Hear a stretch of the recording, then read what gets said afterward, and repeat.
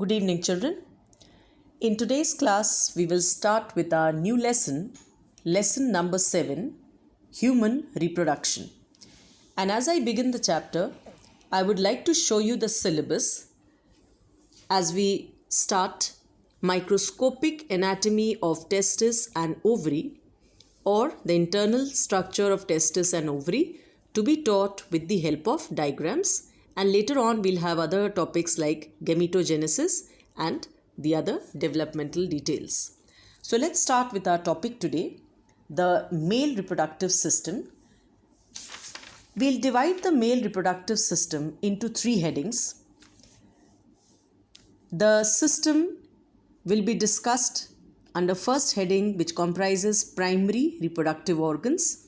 This includes a pair of testes or the spermaries and scrotal sacs. The second category includes accessory ducts like rete testis, vasa efferentia or vas efferens, epididymis, in plural we call epididymides. This is a plural term written. And then vasa differentia or vas deferens. The third category comprises of accessory sex organs like seminal vesicles, Cowper's glands, prostate gland, urethra, and the penis. To begin with, let us talk about the location of the male reproductive system. It is located in the pelvic region, and when we start with the microscopic anatomy, I would like to show you the diagrams. All 3 you have studied in class 10th syllabus. This is the male reproductive system. Here you can see in the side view this is given, and this is the front view. So here you can see a pair of testes which are oval bodies. Then the length is around 4 to 5 centimeter and the width is 2 to 3 centimeters, and they weigh around 10 to 12 grams. Now testes, they are the site of production of the male gametes, that is sperms. But in testis, which part? If you remember, it is seminiferous tubules. That is here in this diagram, just to revise from class 10 syllabus, but we'll come one by one in detail.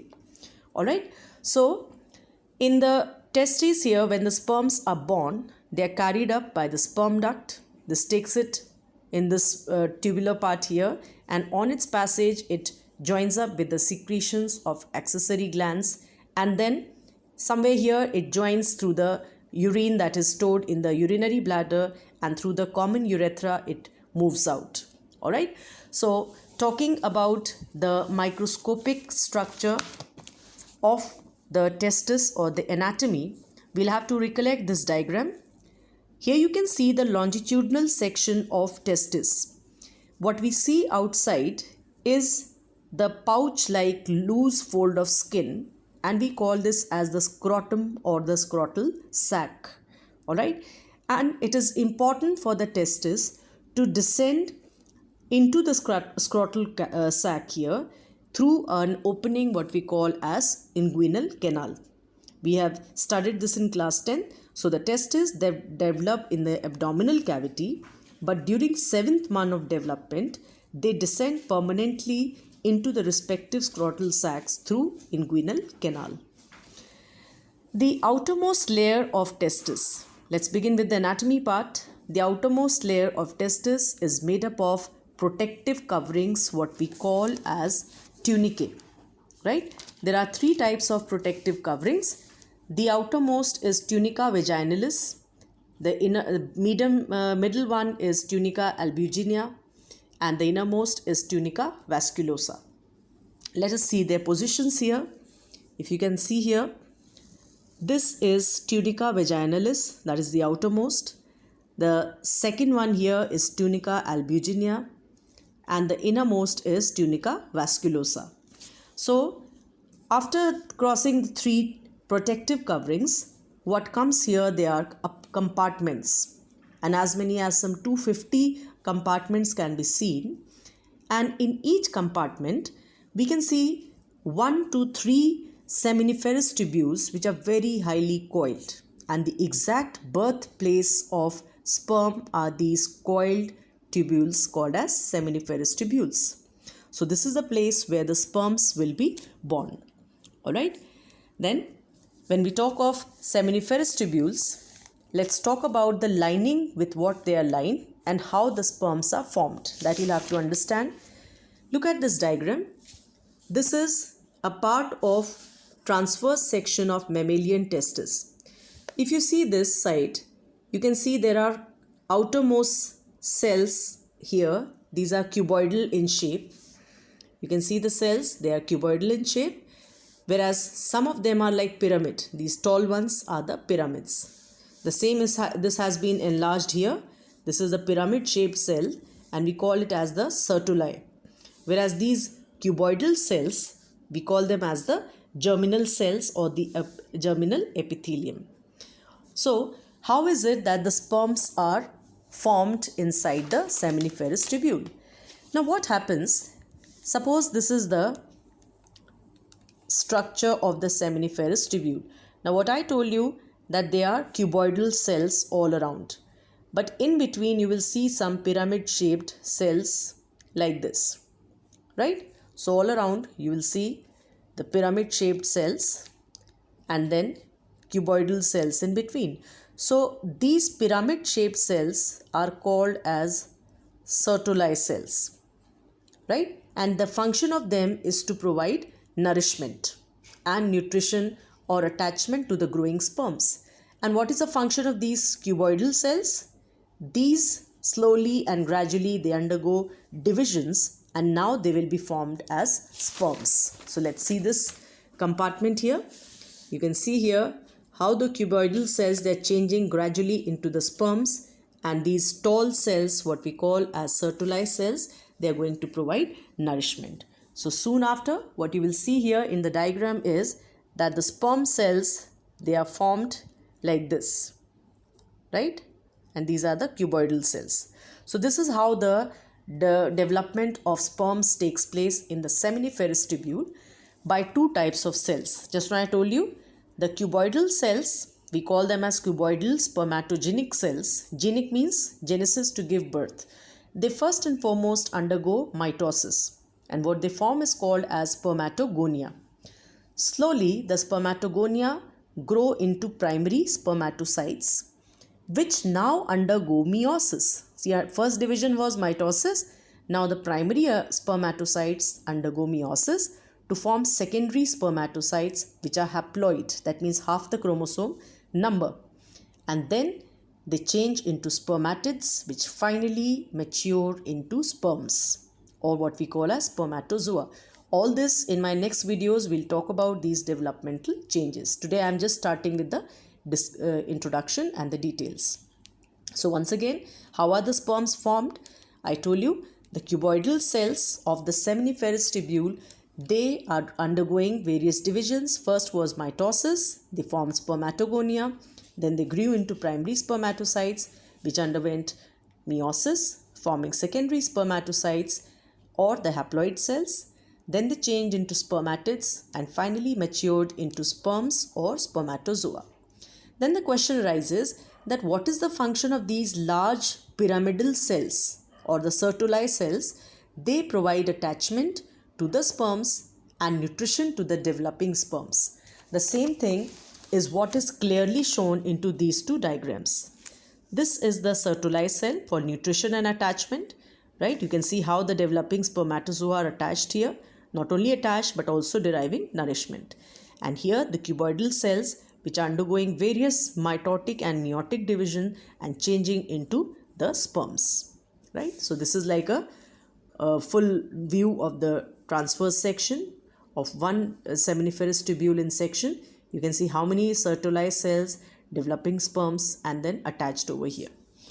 Then moving further with the next part in the anatomy here would be to study about Leydig or the interstitial cells, which secrete the male hormones called androgens, and the most important is testosterone. So what is Leydig cell? Now Leydig cells are, now as you see the compartments between the seminiferous tubules, here the Leydig cells or interstitial cells are present, like a packing material, and this is what they form the only male hormone, which is called as the testosterone. So This is present as the connective tissue between the adjacent seminiferous tubules and they form the interstitial cells. In the diagram here you can see this is the position between the seminiferous tubules, the Leydig cells or the interstitial cells. Then the next is rete testis and vas efferents. Rete testis is a region which is a duct shaped structure over here. We call this as the rete testis. So when the sperms are born in the seminiferous tubules, they are going to come in this region, the rete testis, and now through 15 to 20 small ducts, you can see here, the very small ducts, we call them as vas efferentia or vasa efferents, right? They will be directed now into a large structure, what we call as epididymis.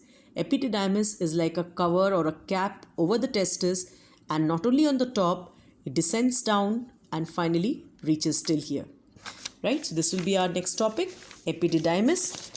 Plural we call as epididymides. I'll show you this diagram also here. So here, this is comma shaped. You can clearly see that this is comma shaped and some 6 centimeter in the length. And the sperms mature and become motile and physiologically active for fertilization. See, when the sperms are born here, they are very, very immature and they are not ready for fertilization. So epididymis, the 6 centimeter structure, is going to store the sperms till they become mature and motile enough to fertilize the egg. Alright, epididymis has 3 parts: the head or the caput epididymis, body or corpus, and tail or cauda epididymis. So head is this region, you can see the caput epididymis, body or the corpus is the middle part, and cauda or the tail is the later part or the end of epididymis portion. Then what begins next is this duct, what we call as vas deferens or vasa differentia or ductus deferens. We have 3 names: vas deferens or ductus deferens or vasa differentia. This is some 40 centimeter, loops over the urinary bladder and joins the ejaculatory duct.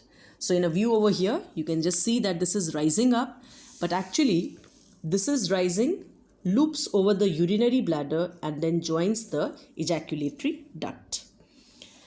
Then the peristaltic contractions in the vas deferens propel the sperms through the vas deferens. Then next comes the ejaculatory duct, which is some 2 centimeters and opens into the urethra. And then finally the urethra, which carries urine, sperms and secretions from the accessory glands. So urethra is this common structure which is here, and this not only is going to bring the sperms along with the secretions of the accessory glands, but also the urine from the urinary bladder, and the common opening what moves out is urethra. And lastly, the copulatory structure or the penis. When we talk of the 3 accessory glands, we'll have to talk about 3 names. Now this is also a revision for you. Seminal vesicle, which is in a pair, that means there are 2 glands. Then prostate gland, which is only 1, but it is bilobed or there are 2 lobes. And Cowper's gland or the bulbourethral glands, which are again in pairs. So you can see here, this is the position of the seminal vesicle. Alright, so let's talk about the seminal vesicle, the first gland. This accessory gland secretes an alkaline seminal fluid which forms 60% of the semen. Now what is semen? Semen is the term to be used for sperm plus secretion of seminal vesicle. Now remember children, sperm started their journey from the testis. But when they met the secretion of this seminal vesicle, now sperms plus seminal vesicle secretion, the mixture now we'll call as semen, right? And the pH of semen is around 7.35 to 7.5. That is, it's slightly alkaline. Alright. So this seminal vesicle, it is 60% of the semen plasma. Function is It acts as a medium for transportation of sperms. And the composition, there are three things to study. Number one, fructose, which is the energy source for the sperms, calcium, and prostaglandins.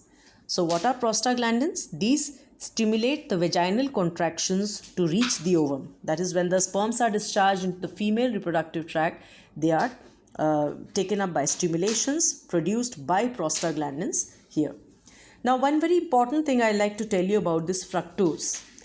Fructose is not produced anywhere else in the body except in the seminal vesicle. And this fact provides a very important reason in the forensic tests for various rape cases. Alright, so remember, this fructose is the base of forensic tests in rape cases. The reason is that it's not formed anywhere else in the body except the seminal vesicle. Coming next to the prostate gland, it is a lobulated gland. That means this is not in a pair but a single, yet lobulated, below the urinary bladder, right? And its secretion forms up to 30% of the semen.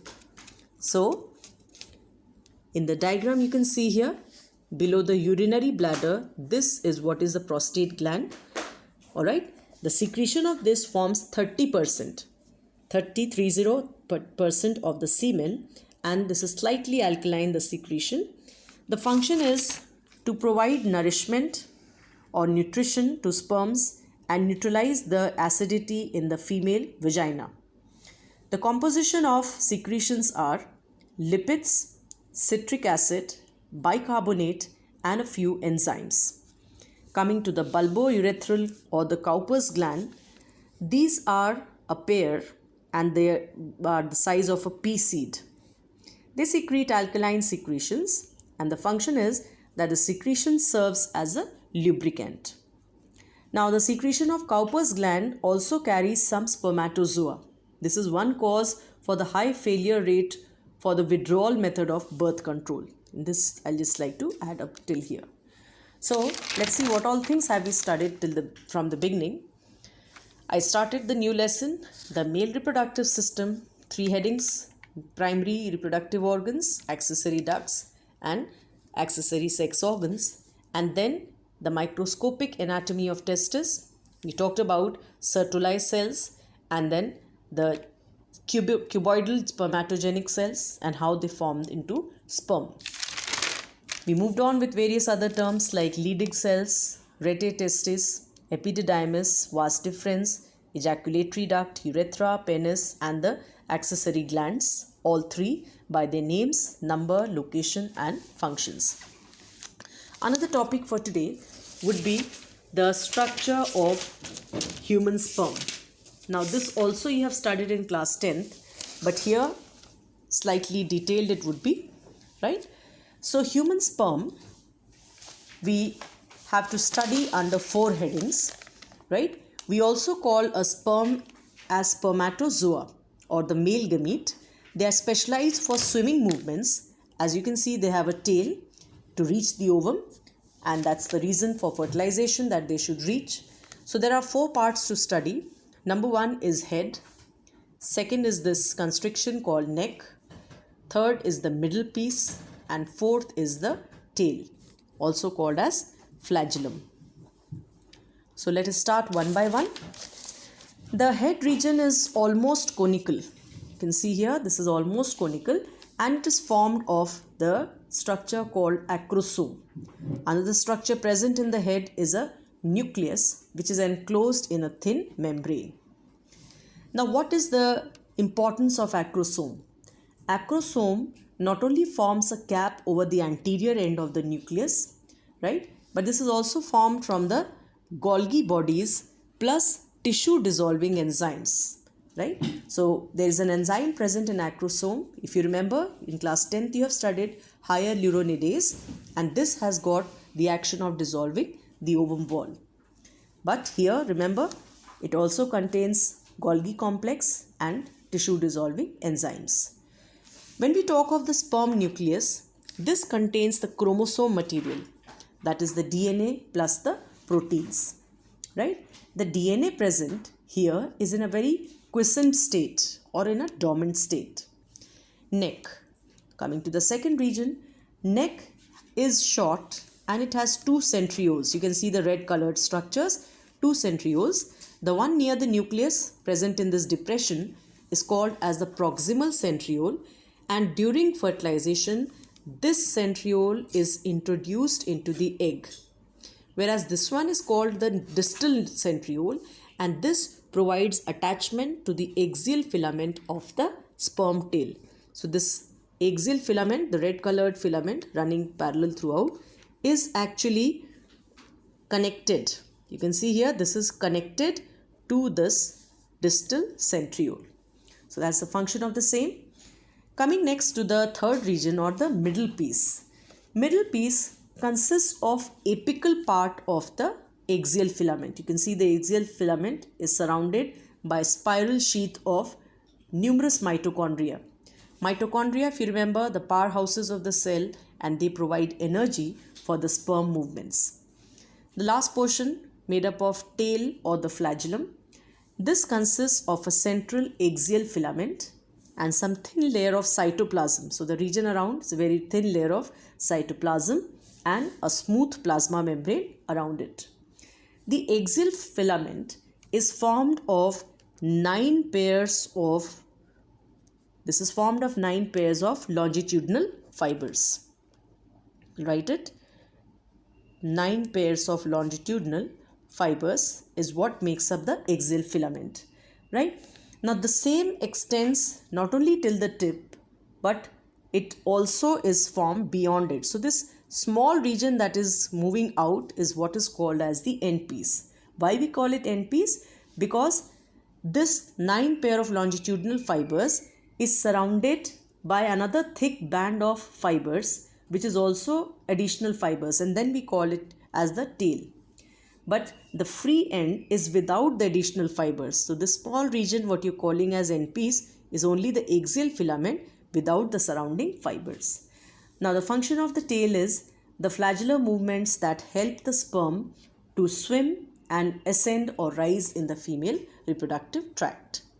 So here children, that's all about the structure of the sperm. 3 pages I have taught you, and we have taught the anatomy of the testis, the male reproductive system, and the structure of the sperm with the diagram. A homework for you to draw would be the diagram from page number 112, and also to go through the diagrams for your learning part. That is, this diagram is important, the longitudinal section of testis. This is an old diagram which you must be revising, but learn the new labelings that I have taught. And also these two figures, because again there are labelings, Sertoli cells, etc. So these two you should remember. So this is what I am going to end the class today. In my next video, I'll be starting with the female reproductive system and the structure of the ovum. Alright, so till here, that's just now. Any questions, please ask on the group or on the Google window. Thank you.